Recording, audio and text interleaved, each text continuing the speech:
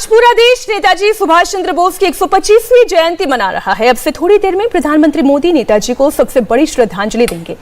India gate पर प्रधानमंत्री मोदी नेताजी की होलोग्राम स्टैच्यू का अनावरण करेंगे। बाद में इसी जगह पर नेताजी की ग्रेनाइट से बनी हुई एक भव्य प्रतिमा स्थापित की जाएगी, जो 28 फीट ऊंची होगी, 6 फीट चौड़ी होगी।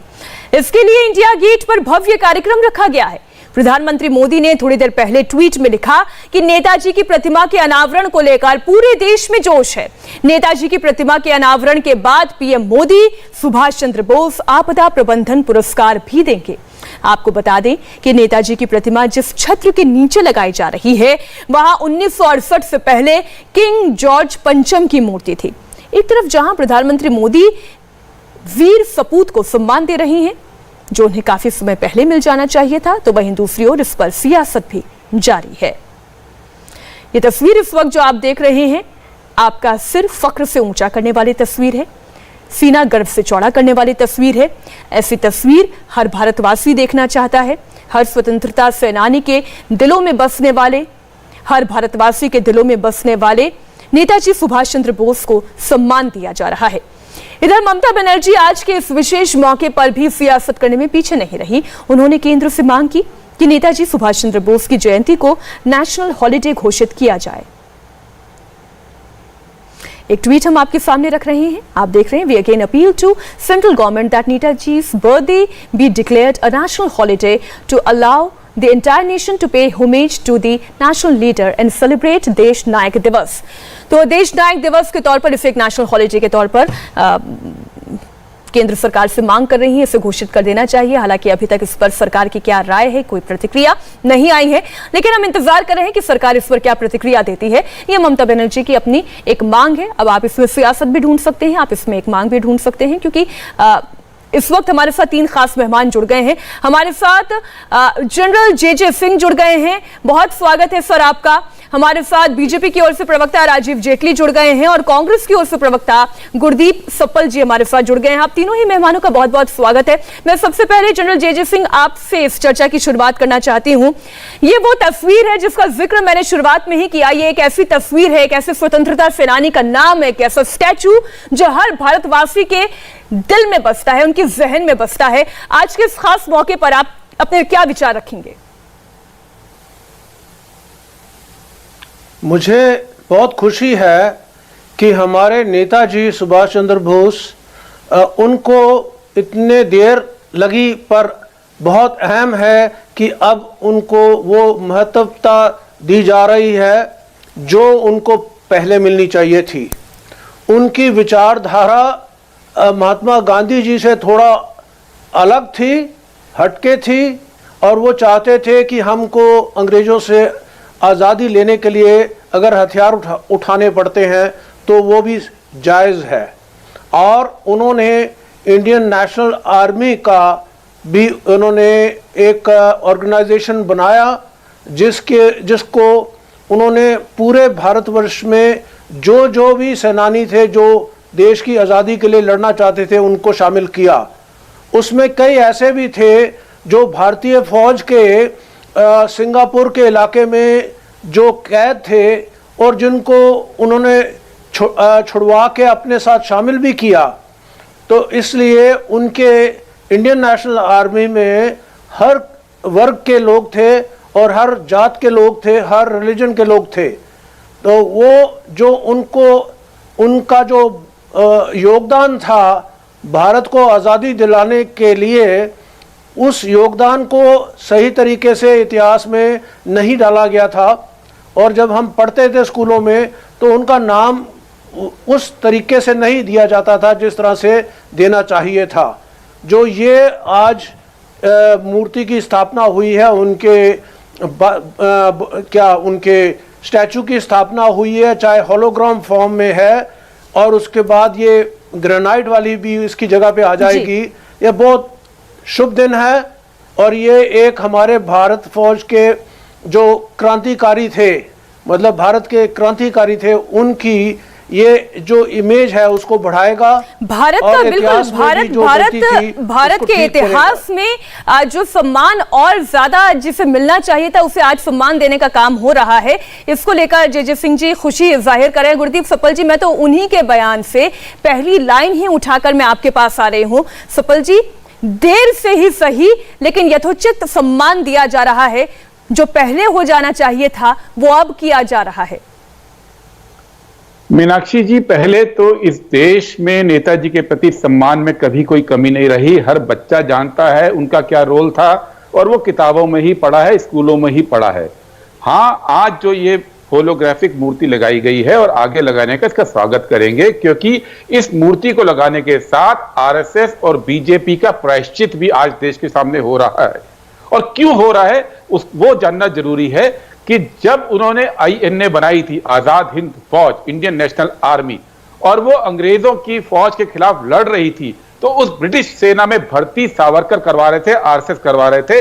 यहां तक कि मदुरई के सम्मेलन में हिंदू महासभा के सावरकर साहब ने रिपोर्ट पेश की थी कि हमने 1 लाख हिंदू ब्रिटिश सेना में भर्ती कराए हैं, और वही सेना आजाद हिंद फौज के खिलाफ लड़ रही थी। और इस बात के लिए भी प्रायश्चित कर रहे हैं आज कि जब आजाद हिंद फौज पर लाल किला ट्रायल चला, लाल किले में मुकदमा चला, तो आरएसएस हिंदू महासभा वहां नहीं थी। वहां पे डिफेंस कमेटी बनी थी जिसमें जवाहरलाल नेहरू थे, भूलाबाई देसाई थे, तेज बहादुर सप्रू थे, जस्टिस काटजू थे। उन लोगों ने किया था। और आरएसएस और हिंदू महासभा तब भी नहीं थे, वो तब भी नेताजी के खिलाफ थे। और नेताजी ने खुद चिट्ठी लिखी थी उस दौर में, मीनाक्षी जी, चिट्ठी लिखकर यह लिखा था कि जिन्ना को और सावरकर को एड्रेस करते हुए बोला था कि आप लोग अब अंग्रेजों के पक्ष में बोलना बंद कर दीजिए, क्योंकि अंग्रेज सदा नहीं रहने वाले हैं और देश उन्हीं को याद करेगा जो अंग्रेजों से आजादी के लिए लड़े। और आज देश याद कर रहा है और मुझे खुशी है कि आरएसएस को भी मजबूर होकर नेताजी को नमन करना पड़ रहा है, जिसके खिलाफ वो हमेशा रहे और नेताजी जिसके खिलाफ रहे। ठीक है राजीव जी, आज आप लोगों के लिए प्रायश्चित का दिन है। नहीं, मैं कई बार सोचता हूं कि जब कोई प्रवक्ता आता है तो वो अगल बगल दाएं बाएं देखकर तैयारी करके नहीं आता। वैसे सप्पल साहब बड़े इंटेलिजेंट व्यक्ति हैं, बहुत समझदार व्यक्ति हैं। मुझे ऐसी उम्मीद नहीं थी उनसे कि वो इस तरीके की बात करेंगे कि किसने किसका समर्थन किया। देखिए, महात्मा गांधी जी ने खुल के अंग्रेजों का समर्थन किया था विश्व युद्ध के अंदर। महात्मा गांधी जी ने कहा था कि हमारे सैनिकों को अंग्रेजों के साथ मिलकर के लड़ना चाहिए। सप्पल साहब शायद ये बात इग्नोर कर गए या इसको दरकिनार कर गए या समझ नहीं पाए कि मैं जिस बात को रख रहा हूं किस दिशा में चली जाएगी। एक मिनट राजीव जी, मैं सप्पल जी, मैं आपको बस एक छोटी सी बात कह रही हूं कि आप जो कह रहे हैं वो दर्शकों तक नहीं पहुंचेगी। हम इतनी सी मर्यादा रखेंगे, सब अपनी अपनी बात कहेंगे और आगे बढ़ेंगे। तो राजीव जी अपनी बात पूरी कर ले, मैं आऊंगी सप्पल जी आपके पास। राजीव जी बात पूरी कर ले। हाँ, मैं सप्पल साहब, मैंने आपको पूरा सुना था, आप मेरे को भी सुन लीजिए। आप मैंने इसलिए कहा कि थोड़ा सा सोच के आइए जब भी आप बोलते हैं किसी बात को। हाँ, अब दूसरी बात, नेताजी सुभाष चंद्र बोस वो नेता थे भारत के नहीं विश्व के जिन्होंने कांग्रेस पार्टी को छोड़ दिया था। उन्होंने कांग्रेस पार्टी को केवल इसलिए छोड़ा था कि क्योंकि जब उनको राष्ट्रीय अध्यक्ष बनाया गया कांग्रेस पार्टी का, तो महात्मा गांधी जी को वो बात पसंद नहीं आई थी। सीतारामैया जी को जब हराया नेताजी ने, तो महात्मा गांधी जी ने उस वक्त कहा था कि मैं ऐसा नेता नहीं चाहता हूं। तो जब कांग्रेस पार्टी ने जिस नेता को रिजेक्ट कर दिया हो, और वो भी उस वक्त पे जिस वक्त राजनीति नहीं होनी चाहिए थी, जब लोग देश की आजादी के लिए लड़ाई लड़ रहे थे, उस वक्त पे इस तरीके की राजनीतिक पार्टी के अंदर मतभेद, और उसमें भी एक ईमानदार नेता जो देश के लिए सब कुछ करने को तैयार है। लेकिन राजीव जी, उसके बावजूद नेताजी सुभाष चंद्र बोस ने सबसे पहले अगर राष्ट्रपिता बुलाने का काम किया महात्मा गांधी को, तो वो नेताजी सुभाष चंद्र बोस ही थे। इतनी इज्जत वो महात्मा गांधी की करते थे। ठीक है, अभी तो यही इज्जत कांग्रेस पार्टी को भी नेताजी की करनी चाहिए थी, जितनी इज्जत महात्मा गांधी जी की कांग्रेस नेताजी ने करी। कांग्रेस पार्टी ने, हम तो मिस्ट्री सुनते आए हैं ना मीनाक्षी जी, आपने बचपन से क्या सुना? हम सुनते थे ना, फला जगह पर कोई व्यक्ति रहते हैं वो नेताजी की तरह लगते हैं, मतलब मिस्ट्री, वो शहीद हुए थे या नहीं हुए थे। और 2016 में जाकर के देश के प्रधानमंत्री नरेंद्र मोदी जी ने उनके जो गोपनीय डॉक्यूमेंट थे उनको डिजिटाइज करके जनता के सामने रखा। उसको दबा कर क्यों रखा गया 70 सालों तक, बताइए? और आपने कौन सा ऐसा नेता है जिसको आपने दबा करके रखा गया? आपने तो अपने चाचा, भतीजा, भांजे सबके इतिहास रख दिए। पूरे देश के इतिहास को अपने सामने रख ला करके रख ठीक दिए है, थे। बहुत सारे आपने आरोप लगाए राजीव जी, बारी बारी से मैं उन सभी पर जवाब ले लेती हूँ। एक तो पहला आरोप यही कि अंग्रेजों के साथ मिलकर भारतीय युद्ध में जाएं, विश्व युद्ध में, यह फैसला गांधी जी का था। दूसरी बात, आपने हिस्ट्री को दबाकर छुपाकर रखने की कोशिश की। अगर वाकई में सुभाष चंद्र बोस इतने ही प्रिय थे महात्मा गांधी जी को, जवाहरलाल नेहरू जी को, तो पार्टी के भीतर उन्हें सम्मान क्यों नहीं मिला, उन्हें उस पद का हकदार क्यों नहीं बनाया गया जो पद वो जीत कर आए थे, बहुमत से आए थे? एक एक करके जवाब दूंगा। राजीव जी, आपने ठीक बोला गांधी जी के बारे में। गलती इतनी कर गए कि गांधी जी, कांग्रेस पार्टी, सब ने प्रथम विश्व युद्ध में पार्ट लेने की बात की थी। द्वितीय विश्व युद्ध जब हुआ तो गांधी छोड़ो नारा, पहले फर्क समझ, दो विश्व युद्ध पहले सेना जब लड़ रही थी तो कांग्रेस पार्टी का उस समय, और उस समय सब लोग थे, नेहरू जी भी थे, उस समय युवा तुर्क थे बहुत साहब, तब अलग बात थी। जब द्वितीय विश्व युद्ध हुआ तो गांधी जी ने स्टैंड लिया था नहीं, और भारत छोड़ो का नारा दिया था, जिसका विरोध तब भी आरएसएस ने किया था। दूसरी बात, जो सुभाष चंद्र बोस लड़े थे चुनाव, पहली बार 1936 में जब लड़े थे तो पूरा कार्यकाल किया था 37 में, और उस कार्यकाल में उन्होंने नेशनल प्लानिंग कमेटी बनाई थी जिसका अध्यक्ष नेहरू जी को बनाया था, जिसने की पूरी रूपरेखा रखी थी कि आजाद भारत में कैसे काम होगा। और जब 38 में दोबारा चुनाव लड़े थे, जो आप बात कर रहे थे, 38 में गांधी जी ने पटाभी सीतारामैया को सपोर्ट किया था, और नेताजी जीते थे। जीतने के बाद कांग्रेस की वर्किंग कमेटी ने इस्तीफा दिया था, केवल नेहरू जी नेताजी के साथ खड़े रहे थे। पहले इसको भी ठीक कीजिए। और इस इश्यू पे हुए थे क्योंकि नेताजी का कहना था कि वर्ल्ड वॉर शुरू होने वाली है, आप शस्त्र तैयारी भी कीजिए, ये इशू था। तीसरी बात, जब उन्होंने आईएनए बनाई उसके 4 साल के बाद, इस घटना के 4 साल बाद, उसकी ब्रिगेड का नाम रखा गांधी ब्रिगेड, उसकी ब्रिगेड का नाम रखा नेहरू ब्रिगेड, उसकी ब्रिगेड का नाम रखा आजाद ब्रिगेड, जो मौलाना आजाद पे था। चौथी बात, आप इस बात को समझिए, जो आप डॉक्यूमेंट्स की बात कर रहे हैं, ये जो पूरा एक लेकिन सफल जी, आप इस पर आगे अपनी बात रखें। मैं थोड़ा सा ये जानना चाहती हूं कि लेकिन सशस्त्र क्रांति के तो खिलाफ थे महात्मा गांधी। वो चाहते थे कि अहिंसक आंदोलन हो, हथियार ना उठाने पड़े, लहू ना बहाना पड़े। ये तो गांधी जी के ही विचार थे। और यहीं पर जहां पर सुभाष चंद्र बोस और गांधी जी के विचार मेल नहीं खाते थे, दोनों का एक दूसरे के लिए सम्मान अपनी जगह है, लेकिन विचारों का तो मेल नहीं खाना, ये तो इतिहास के पन्नों में दर्ज है। इसको पूरी बात समझिए। जब नेताजी ने प्रोविजनल इंडियन गवर्नमेंट बनाई, प्रोविजनल इंडियन गवर्नमेंट, उसका जो प्रोक्लेमेशन था, जो दस्तावेज था, उस दस्तावेज में उन्होंने खुद इस बात का जवाब दिया और उन्होंने बताया कि आजादी के जो चरण थे, 1857 के बात पूरी हो जाए, लड़ाई से लेकर तब तक 44 तक, उसका एक महत्वपूर्ण चरण 1920 में था, जब गांधी जी ने नॉन कोऑपरेशन का पूरा फॉर्मूला दिया था। वो नेताजी ने बोला कि भारत की आजादी का सबसे महत्वपूर्ण चरण वो था। खुद नेताजी इस बात को कहते थे। उनका गांधी जी के साथ मतभेद उद्देश्य को लेके नहीं था, रास्ते को लेके था। और जो बाद में इसीलिए जब आईएनए ट्रायल हुआ तो पूरी कांग्रेस पार्टी ने ही वो केस लड़ा था, जबकि सावरकर के 4 नुमाइंदे ब्रिटिश डिफेंस कमेटी के मेंबर थे। जो ब्रिटिश डिफेंस कमेटी, रक्षा मंत्रालय जिसके जो ब्रिटिश आर्मी का था, उसकी कमेटी थी। इस बात को राजीव जी शायद जानते नहीं है, उन्होंने केवल लिमिटेड पढ़ा है। जो बात जो आपने कही थी, जो षड्यंत्र की बात, तो जानते थे ना। आप ही कहते थे कि पेपर रिलीज कीजिए। पहली बार 2016 में जब रिलीज किए, कुछ आपको सनसनीखेज मिला? और तब भी आपने पूरे नहीं किए। और क्यों नहीं, उसका रीजन है। मैं राजीव जी, इससे पहले कि आपका इस पर जवाब ले लूं, मैं एक छोटी सी टिप्पणी पूर्व आर्मी चीफ जनरल जे सिंह जी की चाहती हूं।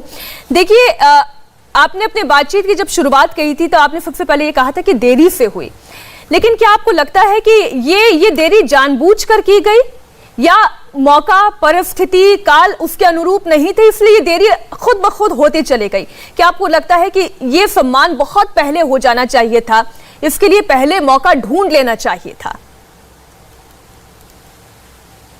मीनाक्षी जी, मैं आपके साथ सहमत हूं कि हमारा जो इतिहास है उसमें कई ऐसी चीज़ें दबाई गई जो कि सही तरीके से जो कार्रवाइयाँ हुई हिंदुस्तान की आज़ादी की लड़ाई में, वो ठीक से दर्शाई नहीं गई। जैसे कि मैं आपको कहना चाहता हूँ, जब अंग्रेज़ों को थोड़ा सा डर लगा कि शायद 1857 रिपीट ना हो जाए, तो उन्होंने कहा हम हिंदुस्तान छोड़ दें तो अच्छा रहेगा, नहीं तो अगर बगावत हो गई फौज में तो हमारे बुरे हाल हो जाएंगे। तो इसलिए जहाँ पर आपको बताना चाहता हूँ कि जो मैंने रिसर्च किया है उसमें जगह जगह पे फौज और नेवी इनमें ऐसे हरकतें हुई जो जैसे आप समझ सकते हैं कि बगावत थी। अंग्रेजों ने उसको अपराइजिंग समझा कि ये शुरुआत हो रही है। नेवी में जो हुआ वो जानते हैं, उसको भी दबा के रखा था। लेकिन जो आर्मी की एक आर्मर्ड कोर की स्क्वाड्रन थी जिसने जहाज़ों में बैठ के बाहर जाना था अंग्रेज़ों की लड़ाई लड़ने के लिए, उन्होंने रिफ्यूज़ कर दिया कि हम नहीं जाएंगे इस जहाज़ में। उन्होंने भी बगावत की। तो इस तरह से ये चीज़ें जो हैं, इन्होंने भी बहुत अहम रोल प्ले किया हिंदुस्तान को आज़ादी देने में, दिलाने में। और जल्दी अंग्रेज़ों को इतना जल्दी जाने का इरादा नहीं था, लेकिन ये हालत देखते हुए उन्होंने, वाइसरॉय ने एडवाइस किया कि हम जल्द से जल्द हिंदुस्तान को आज़ादी दे दे तो अच्छा रहेगा, नहीं तो ये अंगार जो है ये भड़क जाएगी तो बहुत मुश्किल होगा। तो उसकी प्रेरणा जो है, जो वो हमारे फौजियों में भावना आई, वो नेताजी के कार्रवाइयों के साथ, उनकी हिम्मत के साथ, उनका एक एग्जाम्पल था। और इंडियन नेशनल आर्मी वालों ने जिस तरह से अंग्रेज़ों के खिलाफ लड़ाई शुरू की थी, उससे प्रेरणा मिली। और मैं जानता हूँ क्योंकि मेरे पिताजी दूसरी महायुद्ध में अंग्रेज़ों की आर्मी में थे और मेरे ससुर जी भी थे, दोनों जानते थे कि अंग्रेज ऑफिसर्स उनकी तरफ बर्ताव ठीक नहीं कर रहे, उन पे भरोसा नहीं कर रहे, उन पे शक कर रहे हैं। तो इसलिए ये जो भावना थी, इसको इतिहास में अंग्रेज़ों के आर्काइव्स में मिला मेरे को कि वो डर गए कि शायद 1857 रिपीट ना हो जाए। तो फिर इसलिए उन्होंने जल्दबाजी में जो 47 में फैसला किया कि इंडिया को आज़ादी दे दी जाए। और ये भी कहना चाहता हूँ जी कि हमारे फौज में भी लोगों की भावनाएं थी, लोगों की फीलिंग्स थी कि ये जो इंडियन नेशनल आर्मी के सोल्जर्स हैं, उनके ऑफिसर्स हैं, उनको हम अच्छी तरह से ट्रीट करें। लेकिन क्या ये हो पाया? जो राज था, क्या कहा आपने? आपने कहा कि जितने वॉरियर्स थे, हमारे देश के सैनिक थे, वो ये चाहते थे कि इंडियन नेशनल आर्मी के जितने सेनानी हैं उन्हें एक अच्छा ट्रीटमेंट मिले, लेकिन क्या ये हो पाया? क्या ये संभव हुआ? नहीं, ये नहीं हुआ। उसके लिए भी कारण यही है क्योंकि उस समय जो राजनीति कर रहे थे, उन्होंने कहा इनको अलग दृष्टि से देखा जाए और उनको भारतीय फौज में नहीं शामिल किया। और मैं समझता हूँ कि ये इतिहास में इसकी और भी डिटेल में जाना चाहिए, क्यों ये हुआ और क्यों ये जो हरकतें थी, जो कार्रवाइयाँ थी, जो हिंदुस्तानी फौज के नेवी और आर्मी की यूनिटों में थी और कई दूसरी यूनिटों में भी छोटे मोटे ऐसे हादसे होते रहे, ऐसे इंसिडेंट होते रहे, जिससे अंग्रेज़ों को लगा कि शायद हमारे काबू में नहीं रहेगा ये देश और इनकी फौज बगावत कर जाएगी तो फिर बहुत मुश्किल होगा। ठीक है गुरदीप जी, आपने जो बात सुनी, आप जरा ये सवाल नोट करके रखिएगा क्योंकि मैंने रख लिया है। इंडियन नेशनल आर्मी के वीरों को जब आर्मी में ज्वाइन कराने की बात हुई तो उनके साथ सौतेला व्यवहार क्यों हुआ, इस पर मैं आपसे जवाब लूंगी। लेकिन राजीव जी देखिए, ब्रेक पर जाने से पहले आरोपों की बहुत लंबी जड़ी थी, बड़ी फेहरिस्त थी, आप एक एक करके तमाम सवालों का जवाब दें। नहीं, मुझे अच्छा लग रहा था कि कम से कम देश की जनता को ये तो पता चल रहा है कि जिसे हम आजादी की लड़ाई समझते थे वो एक राजनीति की लड़ाई थी। अभी गुरदीप जी ने बहुत बेहतर तरीके से इस बात को रखा। ये मुझे लगता है किसी के पास ज्यादा इंफॉर्मेशन नहीं होगी। इन्होंने कहा कि नेहरू जी का मतभेद गांधी जी के साथ हो गया था नेताजी को लेकर के। आप सोचिए, मतभेद उस वक्त राजनीति के चल रहे थे, ये आजादी की लड़ाई के मतभेद नहीं चल रहे थे। अगर आजादी की लड़ाई होती तो कौन सा अध्यक्ष बन रहा है, अध्यक्ष बन पा रहा है या नहीं बन पा रहा, ये कोई बहुत बड़े सरोकार नहीं रखती है बात है। इसका मतलब एक राजनीतिक पार्टी के तौर पर इंडियन नेशनल कांग्रेस उस वक्त काम कर रही थी जहां पर पूरा देश लगा हुआ था आजादी की लड़ाई में, अपने सैक्रिफाइसेस दे रहा था, उम्र कैद झेल रहा था, काला पानी की सजा झेल रहा था, सड़कों पर लाठियां खा रहा था, बंद कमरे के अंदर राजनीति हो रही थी। सप्पाल साहब, ये तो आपने बता दी हमें बात, हमें पता भी नहीं थी शायद। अगर ये बात आप ना रखते, आपने आज गांधी जी को पीछे कर दिया और नेहरू जी को आगे कर दिया। मतलब आपका देखिए राजनीतिक उद्देश्य पूरा होना चाहिए, गांधी जी पीछे जाए या आगे जाए। अगर आपको लगता है नेहरू जी कहीं फंस रहे हैं तो आप गांधी जी को आगे लेकर के आ जाते हैं, जब आपको लगता है गांधी जी फंस रहे हैं तो आप नेहरू जी को आगे लेकर के आ जाते हैं। मुद्दा केवल इतना है कि आपने देश में जिन लोगों ने अपनी शहादत दी, जिन्होंने आजादी की लड़ाई लड़ी, उन सबको कहीं ना कहीं एक बंद कमरे के अंदर इतिहास में समेट के रख दिया, उसे बाहर भी नहीं आने दिया। और केवल एक परिवार को हमेशा आप प्रोजेक्ट करते रहे कि यही है असली, हमारी जो लड़ाई के सबसे बड़े वॉरियर थे वो यही है। इंडिया टीवी हर वक्त हर जगह डाउनलोड करने के लिए सर्च करें India TV news Google play store या ऐप स्टोर पर।